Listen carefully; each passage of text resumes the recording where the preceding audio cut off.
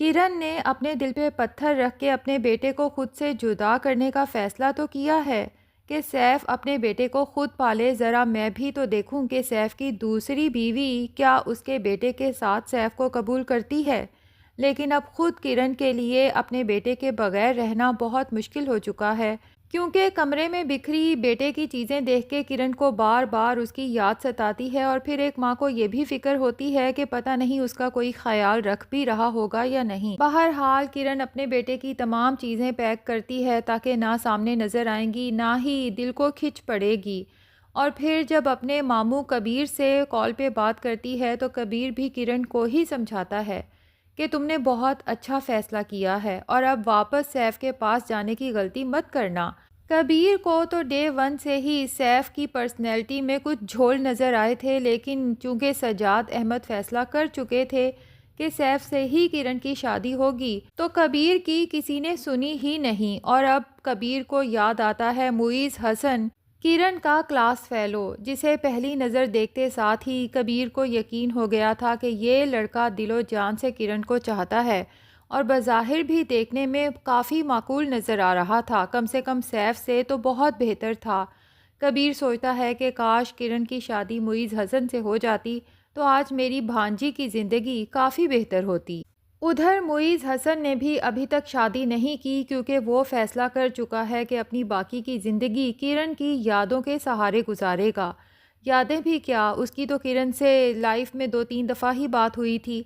हाँ, बस इतना पता है कि वो यूनिवर्सिटी में किरण को आते जाते अपनी दोस्तों से बातें करते हुए ज़रूर देखा करता था।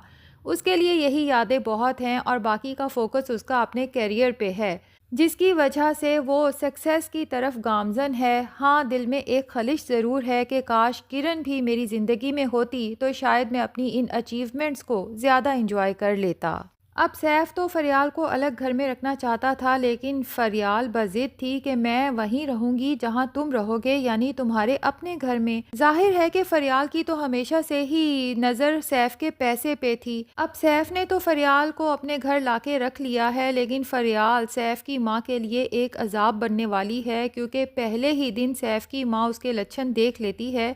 जिस तरह वो पूरे घर में दनदनाती फिर रही है और नौकरों पे हुक्म चलाती फिर रही है, ऐसा लगता ही नहीं कि इस लड़की का इस घर में पहला दिन है।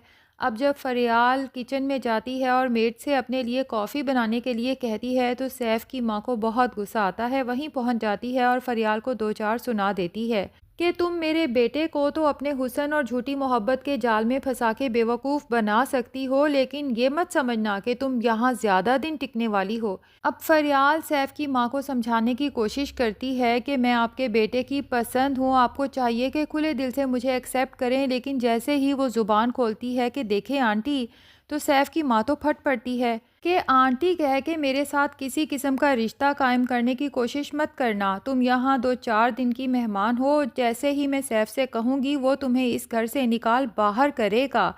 तुमने मेरी मासूम बहू का घर ख़राब किया है। तुम्हारा क्या ख्याल है कि मैं यहाँ तुम्हें ज़्यादा दिन टिकने दूँगी? इतना कुछ सुनने के बाद तो फरियाल भी तमाम लिहाज बलाए ताक रखते हुए कहती है कि ओके, देखें मिसिस शकील, पहली बात तो ये कि आपकी मासूम बहू का घर मैंने ख़राब नहीं किया, बल्कि आपने और आपके मरहूम शौहर ने उसका घर ख़राब किया है।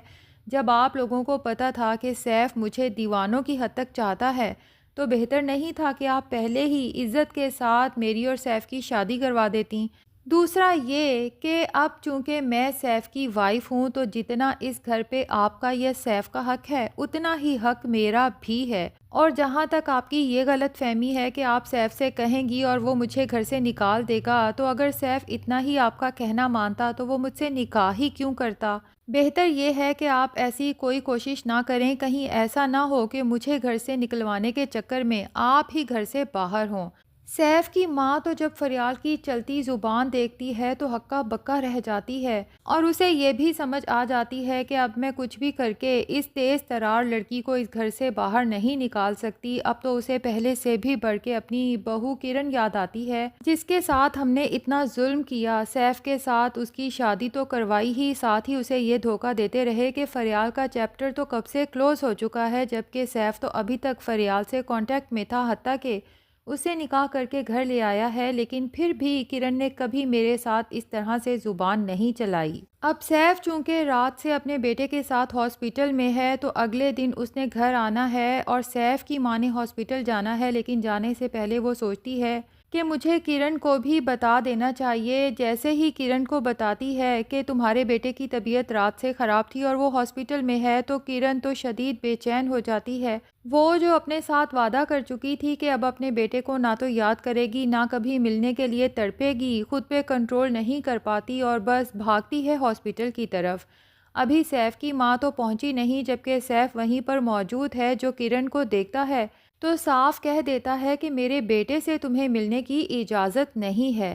किरण सैफ से कहती है कि अपने बेटे से मिलने के लिए मुझे तुम्हारी इजाज़त की ज़रूरत भी नहीं है, वैसे भी ये हॉस्पिटल में है और हॉस्पिटल स्टाफ कभी भी एक माँ को अपने बच्चे से मिलने से नहीं रोक सकता। अब किरण आगे बढ़ती है, अपने बेटे को देखती है और डॉक्टर बताती है कि अब आपका बेटा काफ़ी हद तक बेहतर है, तो किरण को भी कुछ तसल्ली होती है। हॉस्पिटल से वापस घर जाने लगती है तो रास्ते में ही सैफ से एक दफ़ा फिर टाकरा हो जाता है। किरण जो ऑलरेडी फरियाल को मिल चुकी है और ये भी भांप चुकी है कि वो लड़की सैफ के साथ ज़्यादा अरसे तक टिकने वाली नहीं है। जिस दिन उसे सैफ से बेहतर इंसान मिला, सैफ को छोड़ने में ज़रा देर नहीं लगाएगी। और वैसे भी सैफ के घर का जो माहौल है, ऐसे में तो वो आज़ाद ख्याल लड़की कभी भी रह नहीं पाएगी। इसीलिए जाते जाते सैफ से कहती है कि तुम्हारी ये शादी अगर ज़्यादा अरसे चल गई तो मेरा नाम बदल देना।